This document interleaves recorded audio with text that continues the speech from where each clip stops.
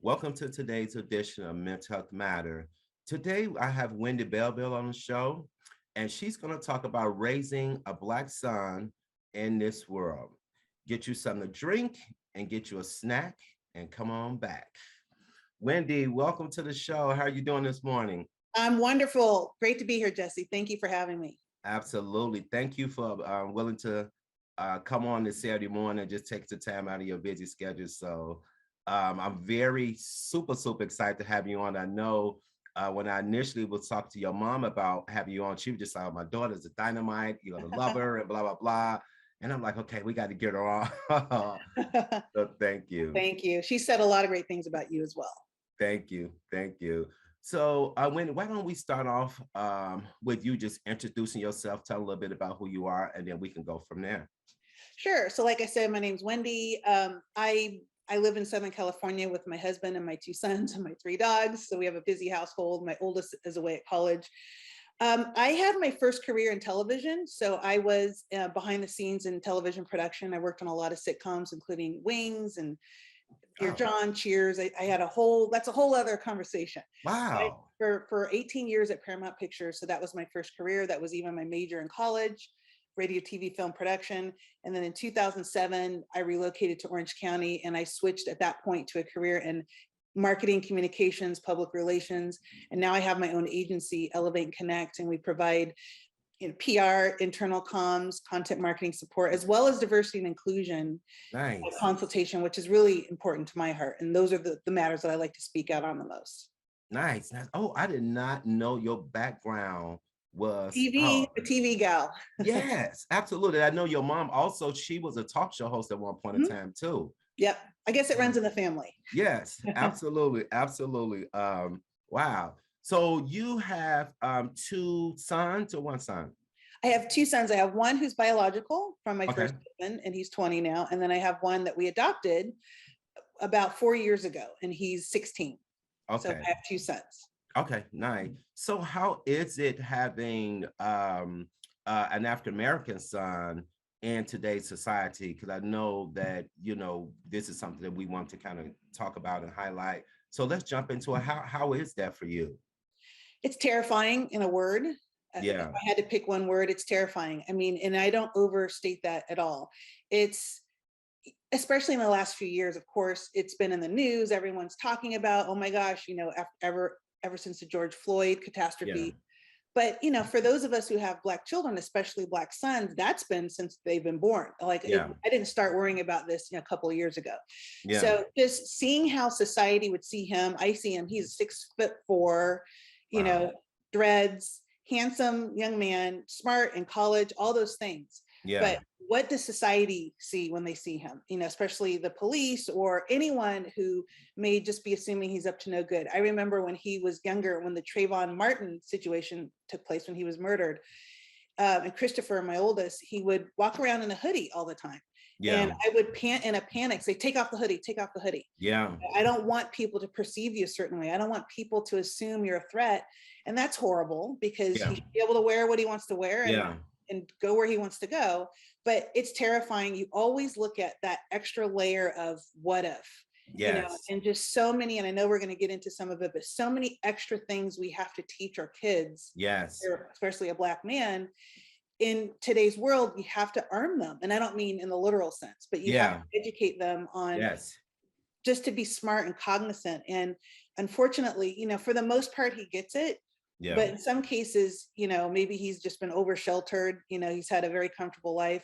Oh, mom, you worry too much. Yeah. I want him to worry a little more because I feel like it's a real threat. So it's Yes. here. Yes. It's interesting that you talked about this because I have a guy that I'm mentoring. He's I think 20 or 21, and he's African American, but he's actually mixed. White mom, white grandmother, but his skin color is predominantly like dark, Mhm. and he is well like wearing hoodies. And that's one of our biggest struggles, me trying to communicate to him how society look at him when he have on a hoodie. He loves his hoodie. As a matter of fact, he got on one now. And we go into department stores and things like that, and it's automatically the clutch of the purse, pulling the kids close and stuff like that. And I'm happy to really educate him on why it's important to carry yourself a certain way. And he always say, well, I'm not doing nothing. I just got on the hoodie, man, and he doesn't fully understand or grasp what's really going on in society, how society view, Absolutely. him, especially that he's young. Absolutely. And we don't want them to be paranoid. We don't want them Yeah. to walk around with a chip on their shoulder, be angry. We don't want to perpetuate the angry black man myth, Yeah. but we also want them to come home, be Yes. smart, understand your surroundings, understand where you live, understand how you may be perceived. I think for me, it ramped up, especially when he started driving. Yeah. And he was no longer in my clutch, and he was going out there, and oh my God, what happens if he gets pulled over? Yeah. And this isn't us versus the police. My brother happens to be a chief. You've met my brother. Yeah. Oh yeah, I have. He's an Yeah. assistant chief with the CHP, a black man, obviously. And so it's just, but make smart choices. I always tell my kids when they leave the house, make smart choices. That's I right. can only do so much. That's right. So when you're out there, be very aware of your surroundings and who you are and how you show up in the world. Yes, absolutely. Yesterday I was kind of asking him a lot of questions and things like that, because like you said, I can't always be around, to really, to teach him, and to motivate him when he's out of my presence.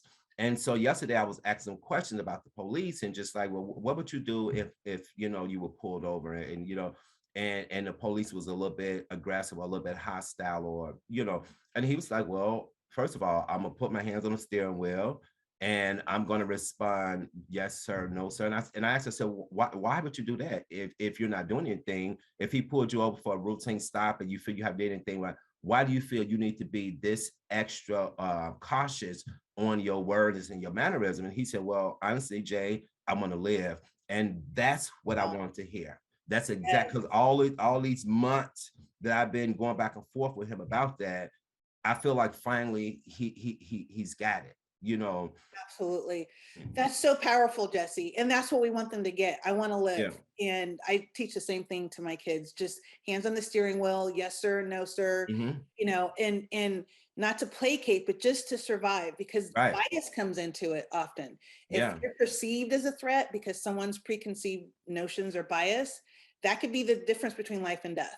Yes. So just survive the day. Yes. Come home. Yes. I told this story on the show before, but years and years and years ago, I'm from Chicago, Illinois. I went home to visit my family, and I was in a rental car, and I was in the process of taking a rental car back to the rental place. And so I got pulled over. True story, I got pulled over. It was so many police cars swarmed me.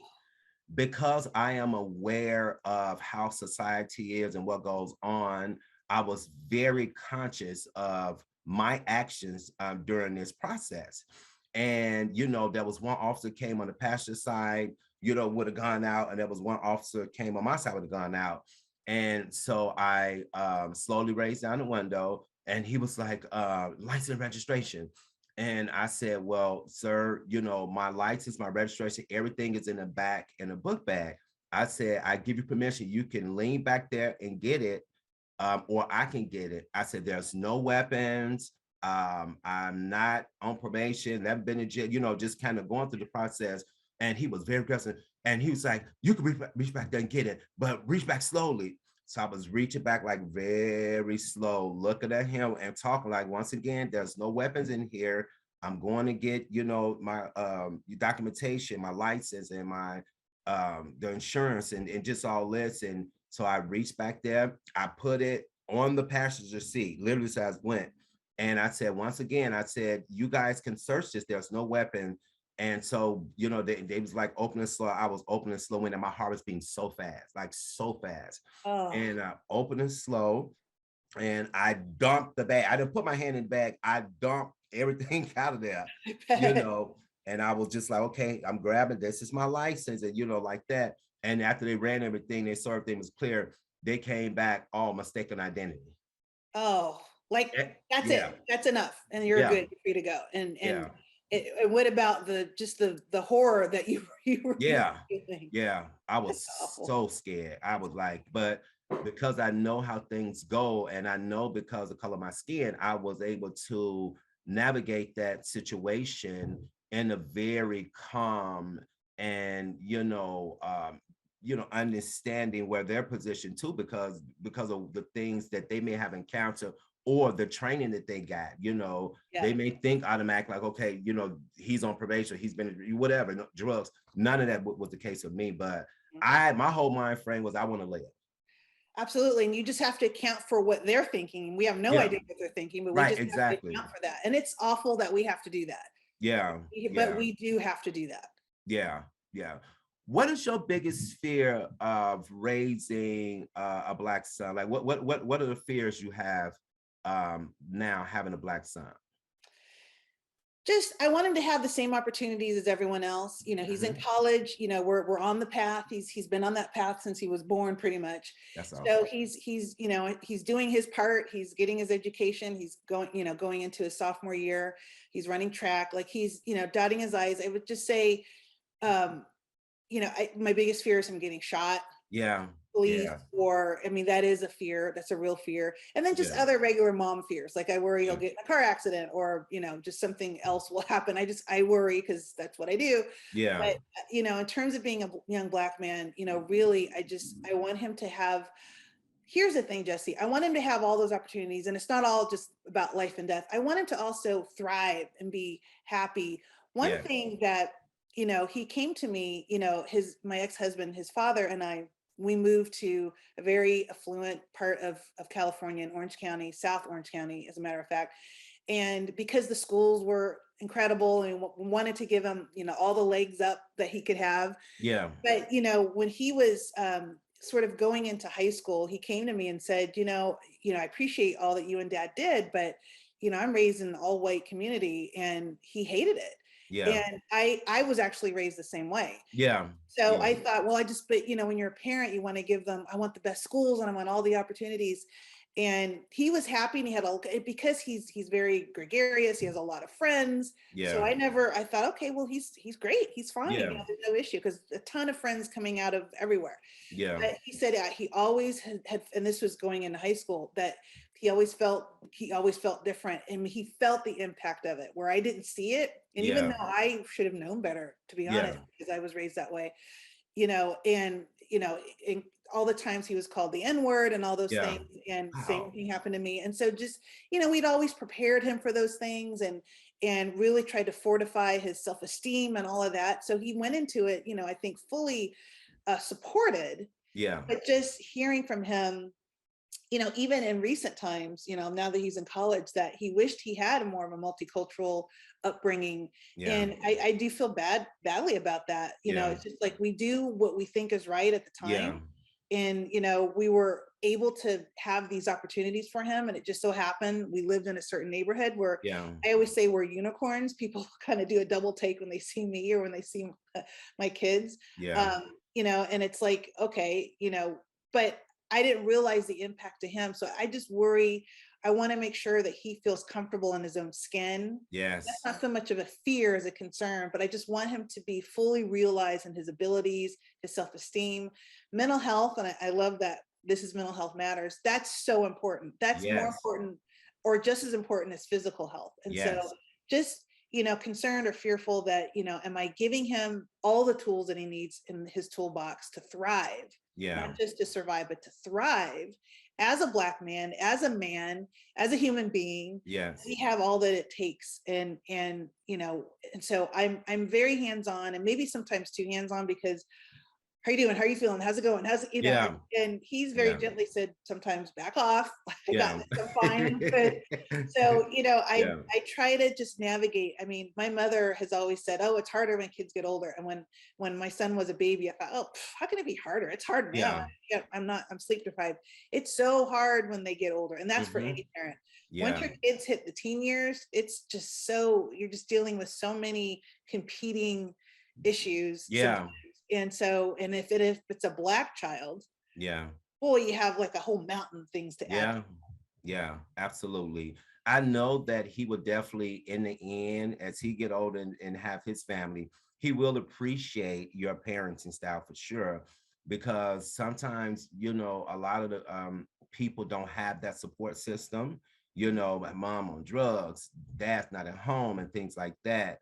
So, he appreciated. But I want to ask you, Wendy, how was that for you growing up in an all white community, and probably not having a lot of your, cultural peers around you? How was that for you? It was hard at times. And then at other times, I didn't know any different. When I Okay. was going into fourth grade, we moved to this all white neighborhood in Citrus Heights, California. That's why I stay.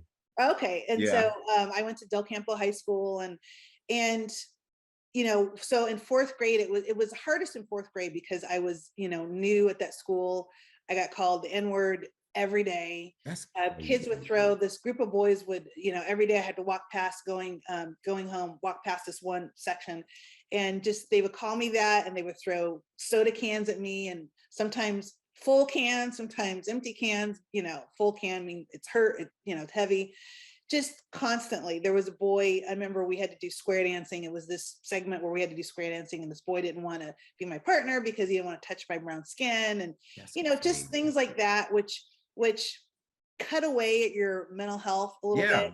Yeah. And I Yes. did have friends, and I ended up having a lot of friends, but it just chips away, and it really eats into your self-esteem, where you feel, sort of othered. I recently did a webinar on colorism, because at school I was the Black girl, I was the N-word, I was all these things, and I was too Black. And Yeah. then we would go to church in the Black side of town, and I was too light for the Black. Yeah. So Yes. I was Yes. sort of like a girl with no home. Yeah. Oh, you're not really one of us, and Yeah. you think you're too good. No, I don't. I'm just, where do I belong? And Yeah. so Exactly. growing up, it was kind of confusing. I did have a pretty good childhood, and I was, did all the extracurricular activities, and Yeah. all that. I was a gymnast and drill team and all those things, Yeah. and went off and had a good, successful college experience, and a really good one. And I think it wasn't until I went to college where I was suddenly surrounded by a lot of Black friends, which I didn't Yeah. have in high school. And I love all my friends in high school. Yeah. But in college, it was like, oh, I'm Yeah. not a unicorn. I'm not like, it gets tired. I used to joke that I'm the Rosa Parks of my high school. It's like Yeah. everywhere I go, it's like, I'm the first one here. And they would talk about slavery. And Yeah. I remember, and everyone would turn and look at me. I mean, everyone would look at me, and I'm like, I wasn't a slave. Like, Yeah. what? Don't. So that's what it was like for me growing up. And that Yeah. was in the 70s, 80s. Yeah. So it's, and I think, I know things are different now, and I don't Yeah. know, sometimes I don't know if they're better or worse. Yeah. I feel like times are better, Yeah. but boy, especially in the last few years, just the bigots are coming out harder and stronger, Yes.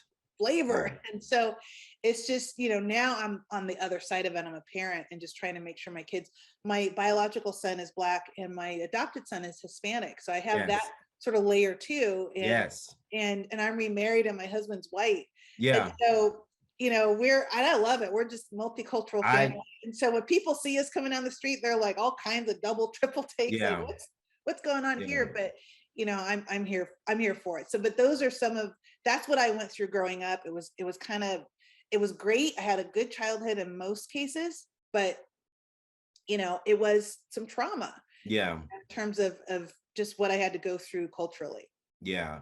I really love that you shared that, because especially the part about going over to the blacks and it's like you're too light, or you think, because that's a real thing. That Yeah, really is a real thing. And I real. think sometimes people don't realize how a person in that situation, how it does affect their mental health. You thrive, you try to do your best, be a productive member of society, you go to school, and it's still not enough. I know for myself, I grew up in the ghetto, Chicago. Everything you see bad on TV about the hood, that's how I grew Oh, up. yeah. But I got out that situation after high school. I went to college and never went back to stay. And I experienced the same thing. You think you're better than us. My mom used to always tell me, you're not better than none of us. And people in the hood, they felt like, I was, they felt like I was the enemy now, so to speak, because I want to make a better life for myself. Right. You know, Right. And how is that a bad thing now? right. Right. And it played on my mental health for a while, especially my first year of college, because I wasn't, used to being away. I was just used to being around just African Americans. But when I went to college, it was a diverse community. And I loved it. I loved it because I felt like some of what I wanted to do, I had that commonality in with these different group of people. However, I did realize that I was still a Black man, Mhm. because it was definitely known amongst my peers, Yes. but I just want to have a different experience in life so that I can be positioned in a more productive and positive way. That's great. So, Good for you. Good for yeah. you. Good for you. And I'm glad that you took that path. Yeah, absolutely. So, Wendy, what have you done to prepare your son for all these issues in society surrounding African American males?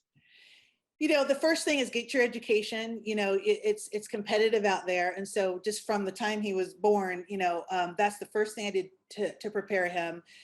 Just how he looks. Just even hygiene. Have good hygiene. Don't Hmm. dress like a bum. When you Yes. go out of the house. Now he doesn't dress like a bum, but certainly Yeah. I don't put his outfits together. But just be presentable. Yeah. Be professional. I grew up in a professional household. Both my parents. And so just always, I always say dress for that next success level, Yeah. just even though he's in college and he's not in his career yet. So just, how you show up, how people perceive you. I say you're tall, he's 6'4". So Yeah. I say you're a 6'4" Black man. So people are going to notice when you walk into a room. So give them something positive to look at. Don't Yes. go in disheveled. Those may seem trivial, but just, just have some respect for your surroundings, for even how you keep your car, like do a better job about keeping your car clean. Just have pride in your ownership and what you have, how you present yourself. I also, he went through a phase of where I think he was trying to be a class clown. I think that was Yeah. part of his trying to fit in and belong. He's very Hmm. funny and he's very effervescent like that sometimes. But I said, you don't have to be the class clown. Just be Hmm. yourself, because he is just Yeah. a very engaging personality. So I try to prepare him just to give him the tools where he can, and it's working, because when that boy flew out of the nest, he flew with Yeah. wheels. Like he was just, which meant I did my job. Last Yes. year when he left for college, he's home now, obviously, for the summer, but just I wanted him to feel that sense of belonging and Mm. security and confidence out in the Yeah. world. And so, and take those tools and do better than I've done in my life. Just Yes. do. And I've had a pretty successful life, but just far exceed me, outpace Yeah. me, live your life, I've always said, literally, follow your bliss, Yeah. because I don't care what you do for a career, just be Yeah. happy in it. And as they say, if you love what you do, you never work a day in your life. So just Yeah. find that thing that makes you spark. And I tell people on my team all the time, like, what do you love doing? Yeah. Let's work towards that. Like, let's work towards those activities and those tasks that you really love, that make you shine. Yeah. And sometimes we do things we don't love to do and work. So just trying to teach both my boys, just what do you want to do? And let's follow that path as much as possible. So that's, I think, all any parent can do. Yeah. Just help them launch successfully into adulthood in a happy, authentic way. Yes. Not Absolutely. to sound corny, but that's all. Like, what else can we do but that? Yeah. No, that's important. I'm telling you, like you have no idea that. So what you just described is the same strategy I use with this particular. I call him my godson because he doesn't really have a father figure and dysfunctional family and stuff. And those are the same tools and the same strategy I use with him. How to be presentable. If you're driving, don't bump loud music. You know what I'm saying? Right. Keep your car clean. Pull up your pants. Don't always sag it, because those little things are going to be looked at and people are going to judge you off those things Sorry. based off how people view you, and it's Definitely. important. It is important. I know sometimes with the younger crowd, youth, 20s or 30s or whatever, a lot of times sometimes they don't understand why we're being so adamant about them getting what we're trying to teach them, Mhm. But it may one day be the difference between life and death. Absolutely. And they do. And I know my kid, oh, worry. But, Yeah, my son has been pulled over before and he's like, Mom, I fought, 10 and 12, I followed what yeah, you said, so good, he is good. listening. Yeah, He maybe doesn't like it that I repeat it. I tend to yeah, repeat myself if I'm really stressed about something, I tend to repeat that. And I know I yeah, do. But just because I worry, I mean, that child, like yeah, I see him as my baby, even though yeah, he's 20 and he's a giant and way taller than me, but that's what I see. yeah, But I know that's not what the world sees. exactly. And that's what concerns me. And so Yes, just like I pray, just Lord, let this child live a yeah, long, happy, healthy life. That's just yeah, all I want. yeah. What's it, what is his major in college? Africana Studies, Social Sciences. That's what his major is right now, and I think it's Nice. great. He's learning a lot about just all cultures and social Yeah, sciences. He may switch to a business major later. He's thinking about switching to business, but that's what his major is right now. yeah. I can just based off your background and your mom's background and your brother's background, he may end up going that direction for sure, I for think he sure. I, might. I want to switch gears a little bit. So I know you said you have a Mexican son, I Latino son. do. I Is it do. Mexican or Latino? Mexican. He's Mexican. Okay. Yeah. One of my best friends' name is Arturo. He's also Oh, Mexican and stuff. And my cousin got a best friend, Alberto. He's Mexican, and my godson best friend is also Mexican, which is interesting. But the reason I'm asking you this is I want to ask you, like, how have you prepared him? Do you feel like he will go through similar experience in society, like your black son? similar, but we found Andrew through foster care. Yeah, When after I divorced my older son's father, yeah, I always knew I wanted more kids, and I knew yeah, that there were kids out there who just needed a good home. And since Christopher he was 16 at the time, I didn't want a baby, and I'd already yeah, done that. So, because most people, or a lot of people in the foster care system, they don't want the older kids, and we yeah, specifically wanted older. So Andrew has been first of all, a wonderful addition to our family. And it is different. At first it was culturally, there's certain ethnic foods, yes, Hispanic ethnic foods that I don't know how to cook. I still really don't know how to cook. yeah, And there are certain things that he didn't like that we cooked, yeah, even spaghetti and things that, just, well, everybody likes spaghetti. Well, yeah, there's certain flavors and tastes that we've modified over the years. We get special seasonings and we, especially when he first came to us, we encouraged him because he liked cooking. yeah, He actually liked cooking. And so we would let him create his little treats that he would make. But he had a really sad story where he was homeless and living in a car for a year and a half oh wow, before he was put into the foster care system. So by the time we got him, he was already, not living with his birth family for several years, living in a group home after being homeless for a year and a half.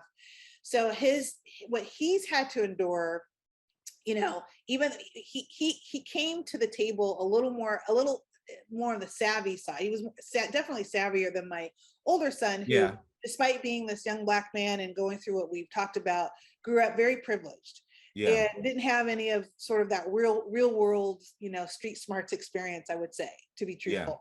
Whereas Andrew, he literally was homeless, lived in a car, had to be scrappy. And so yeah, he had that level of maturity for someone. He had just turned 13, cute little yeah, thing.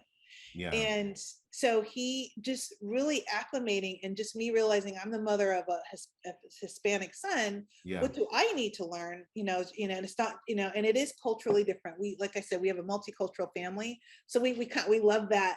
We love that anyway. So there's a little bit of everybody in our family. So Yes. it's just been, seeing what are the differences. It's similar in that the boys, when they take the dogs for a walk in our neighborhood, like I said, we're unicorns. And so Yeah. people, I mean, outright just look at them and That's stare at them and crazy. are appalled that they're there, that all of us are Yeah. there. So the boys are really close. I mean, they're brothers. We've had Andrew for 4 years. And so Yeah. they are, just little silly things that they'd be at school together, and we're brothers. No, you're not, Yeah. well, have you heard of adoption? That kind of thing. Yeah. So just, me trying to be mindful of, I want to make sure we bring in any kind of cultural influences that he likes, that he really wants, that I want him to feel comfortable. I'd say the biggest hurdle with Andrew wasn't the Mexican culture, because we're already I understand about, diversity and belonging, although Yeah. not an expert on, anything in the Hispanic community. So I will not say that I am an expert, but just learning from him and just being open.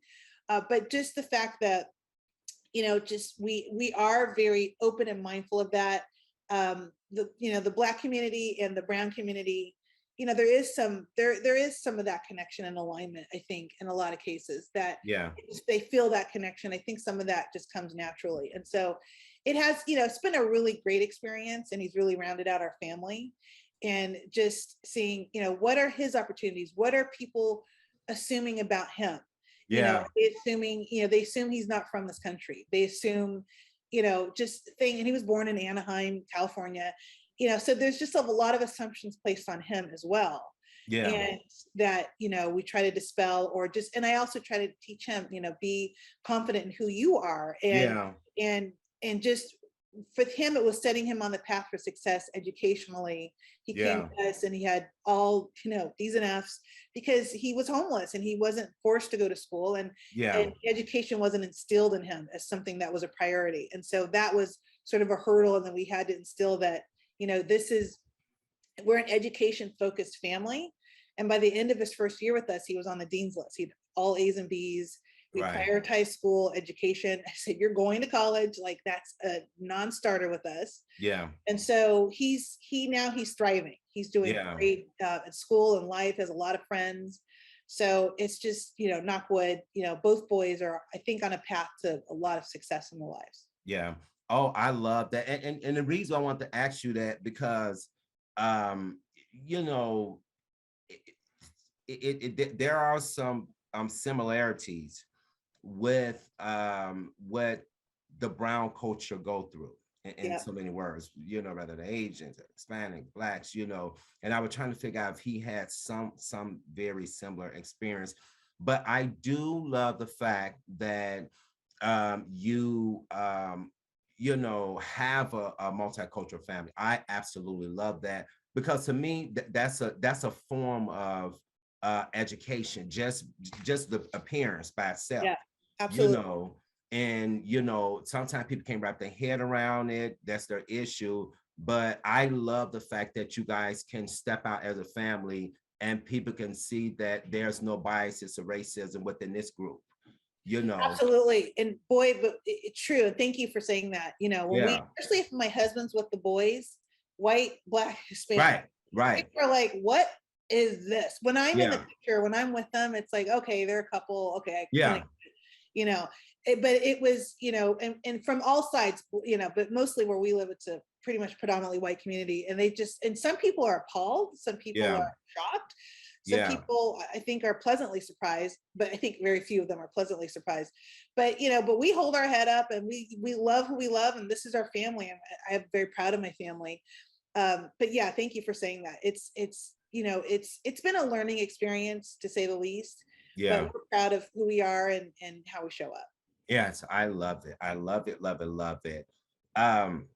So tell me a little bit more about how do you feel your son handle um, everything that goes on in the world regarding African Americans?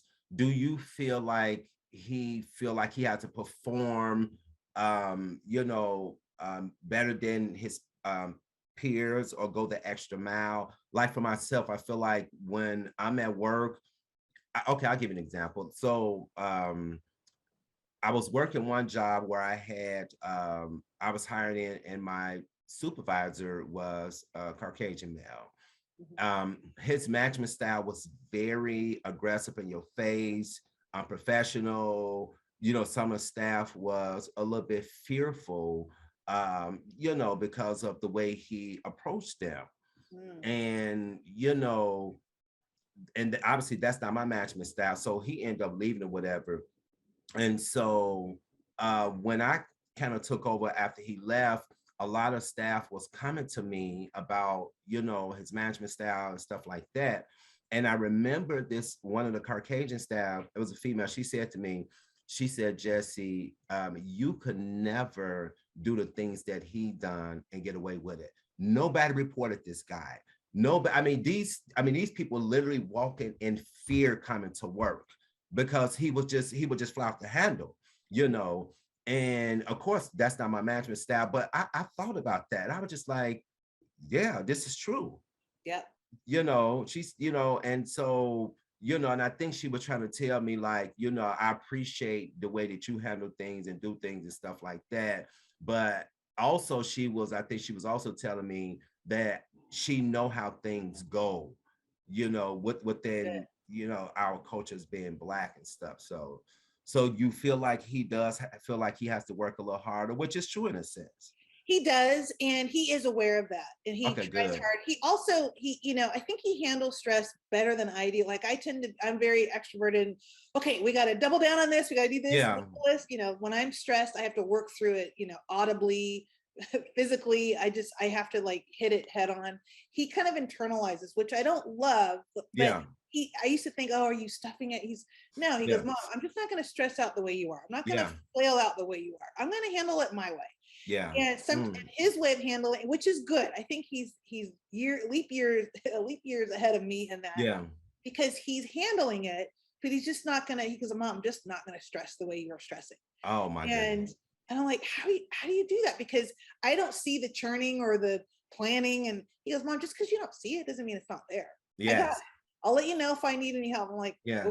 Okay. And I'm kind of looking around the corner, and so he is prepared, and he's handling Yeah. that. And I think it really helped when he left for college. I thought it would be a rough for him.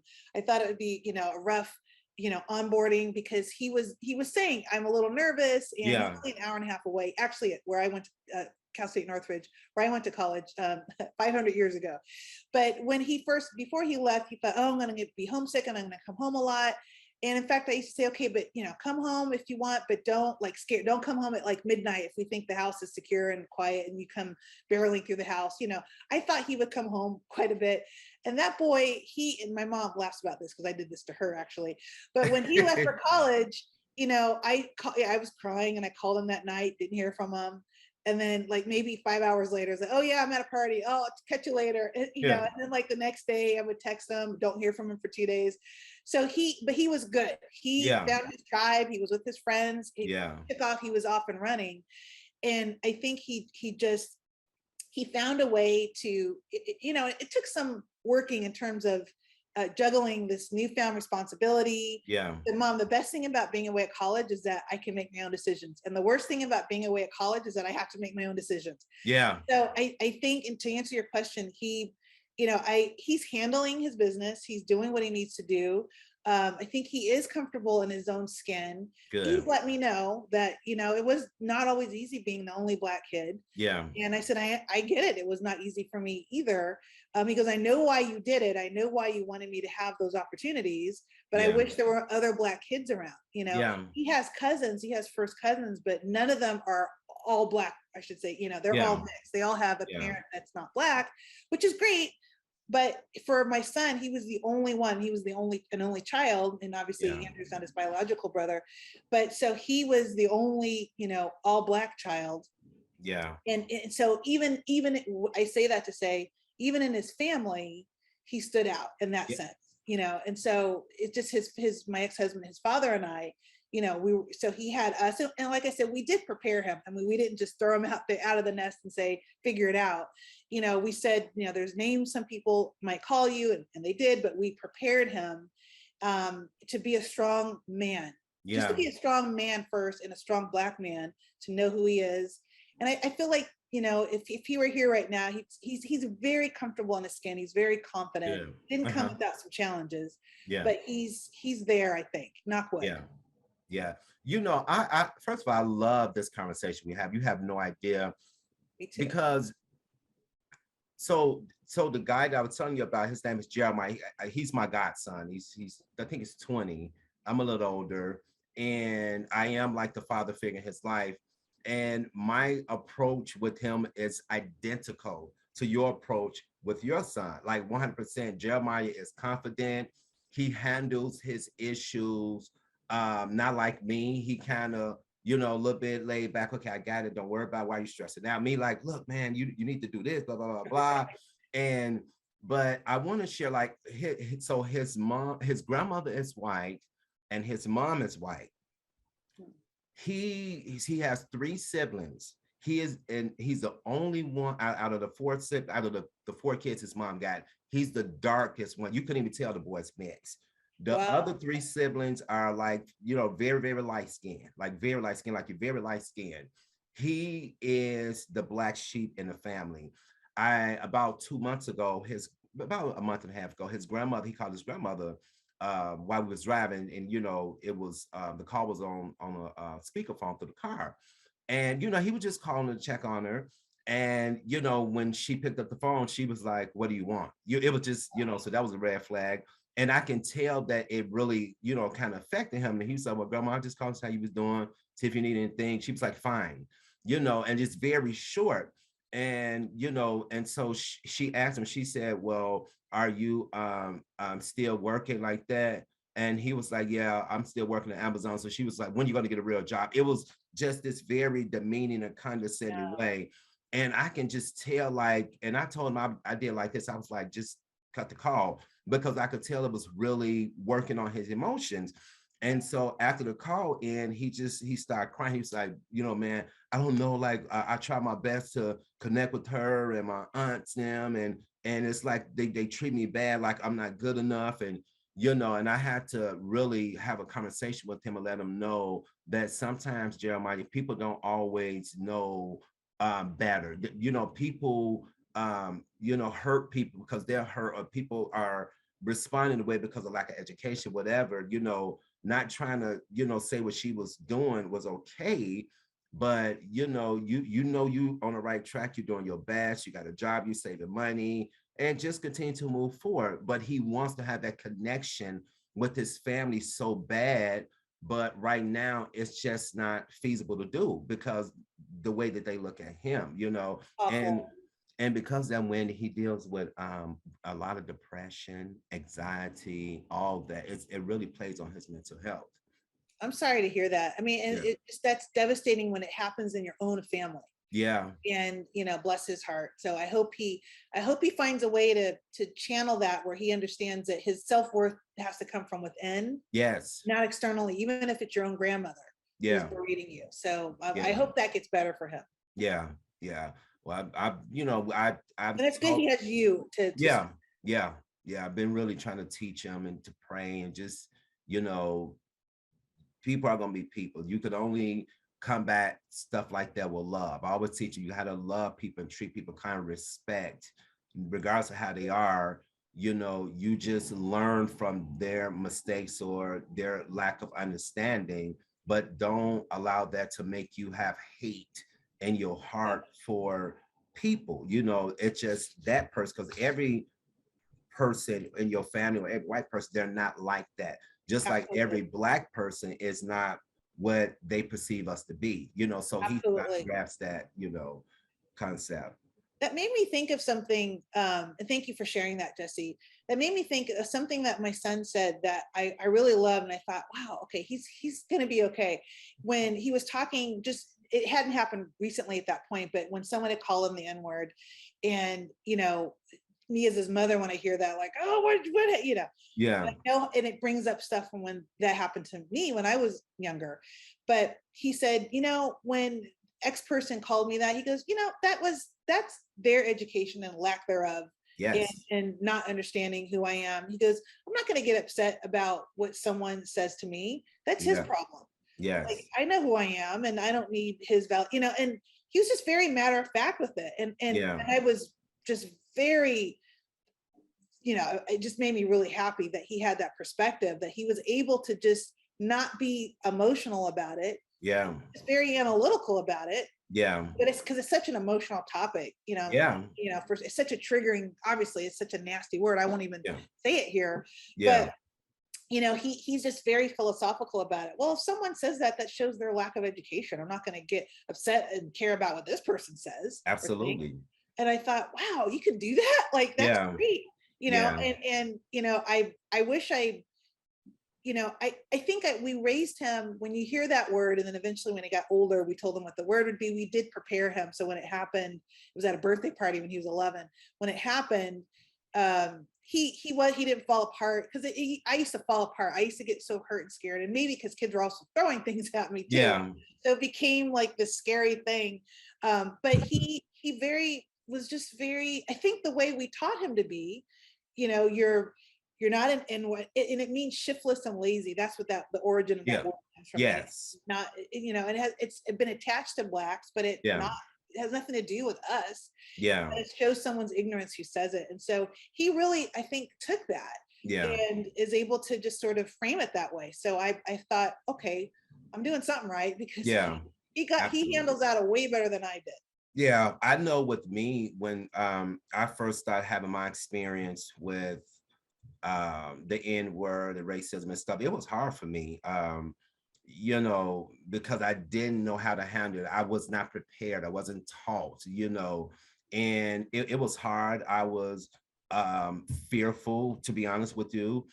When I would go in like department stores or grocery stores, I will always, like, if I see like, you know, white people with kids and stuff, I will always go that direction, because I didn't want them to think like I was going to snatch their kid. Like, it was a Yeah, whole mental thing with me horrible. for a while. But as I start to get more educated about life, society, different cultures, different people, I start to grow up in that area and realize that, okay, I can't change who I am. Number one, color of my skin is not going to happen. Number two, that's not my issue. Like, Right. I literally have to do some self-talk. Like, I'm not doing anything wrong. I'm coming to the grocery store to get a loaf of bread. I'm not coming in here to attack anybody, to stick nobody up. I have my own money.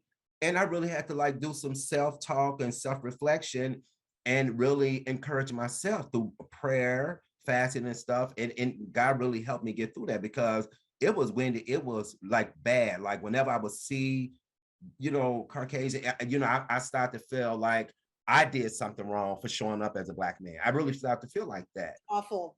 And that, And and that's what's the intangibles. It gets seeps into you. yeah, yeah. And I'm like, I'm not doing nothing wrong. So I start to get this confidence about Good myself, for you. I'm start glad to to hear that. speak like, hey, how's it going? Shake people's hand if they was willing to do it. Good morning, good afternoon, look them in their eyes instead of looking to the Yeah. ground. Like, you know, Good. because I'm not doing anything wrong. And that's what I try to teach other people, you know, that may have that same experience. Like, no, you're not doing anything wrong. I was always respectful, I was always kind, you know. And yeah, I felt like I had to get to the point where got myself through God, like, okay, Jesse, you know, everybody in well, all of us is on the same level in my mind, regardless of how society is. Because if I start to think that I'm beneath them or people, then it will come out of my actions. You know. Absolutely. Good for you for I'm glad that you pulled that up, because you should be able to hold your head up and go anywhere and do anything you want. And so I'm glad that you made that adjustment.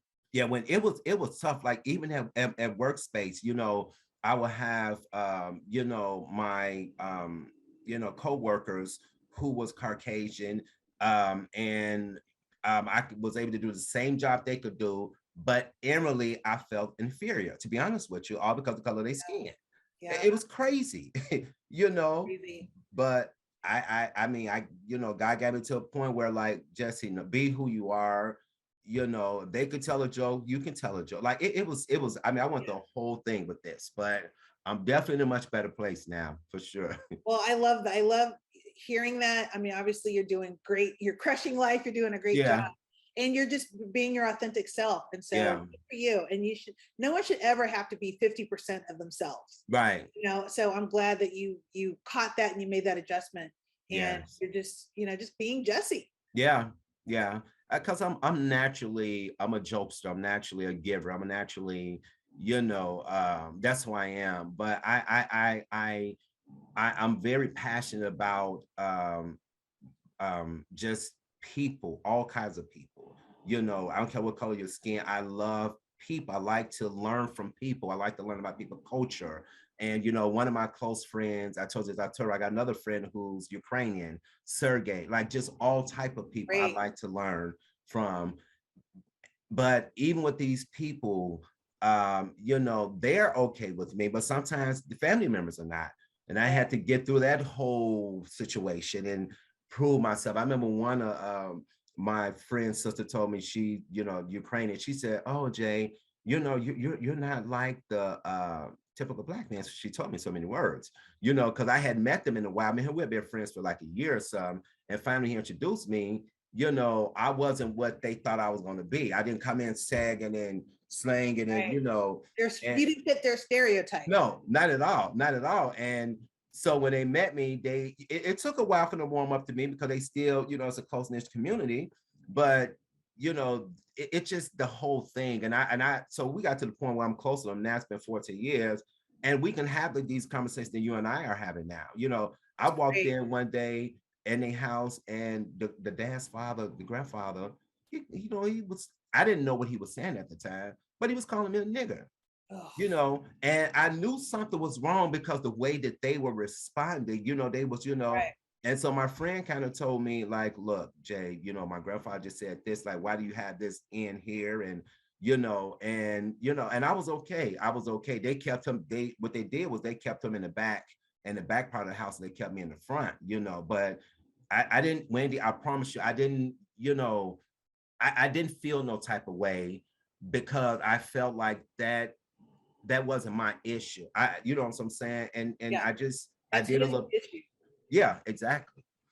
But So boy, still what an awful situation though. I mean, yeah, I think if it were me, I mean, good for you for staying. I probably would have left, or I yeah, would have been just like, and it's also maybe generational, but then you yeah, can't give him that excuse either, because there are people his grandfather's age who weren't like that. So yeah, it's just, that's the reality where we live. There are going to be hmm, people who are going to judge us yeah, just yeah, because we're black, and that's yeah, it.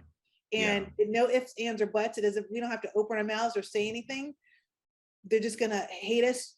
Some people are just not gonna like you just because. And yeah, that's a hard thing that's a hard pill to swallow sometimes. yeah, But so we yeah, just gotta live our lives anyway and just do yeah, what we do. yeah. Well, we time is winding up. We got like, I think, 3 minutes left. I want to ask you one more question. What advice, Wendy, would you give to parents who are raising Black kids, and especially like Black males? What advice would you give them? It's a great question. um, Help them to help your black children, with a son or daughter, to feel really comfortable in their skin, Yeah, to to focus on their education, get involved in sports and all the fun extracurricular activities, but really support their mental health, support their sense of belonging, make sure that there's a balance, make yeah, sure that they know who they are as a young black man, a young black woman, but yeah, also have experiences in just the fuller community. You don't, yeah, like I maybe went too far, and my son was raised in an all white community, yeah, but they need, you need to be able to have a mixed experience. In terms of yes, what I mean by that is have friends of all different cultures, because yes. in life is a little bit of everybody. I That's started right. a Facebook group, Parents of Black Children, Mm, 2 years ago when the George Floyd situation happened. And I have my own Facebook account, but I was just constantly posting and frustrated and yeah, angry and sad and crying. And I was like, I need to build a community where, how can we protect our black children? Yes. This is getting out of hand. And so Parents of Black Children, it took off. We have over 4,600 members. Wow. It's still growing. And so if anyone, wants to have that level of support, go to Parents of Black Children on Facebook. It's a private group, and Okay. we support each other. We do a lot of funny things too, but it's mostly just, sharing resources, supporting each other. Just it's hard out there. So just make sure your kids have a foundation of trust, build their confidence up really high, educate them on what they need to know and how the world's going to perceive them.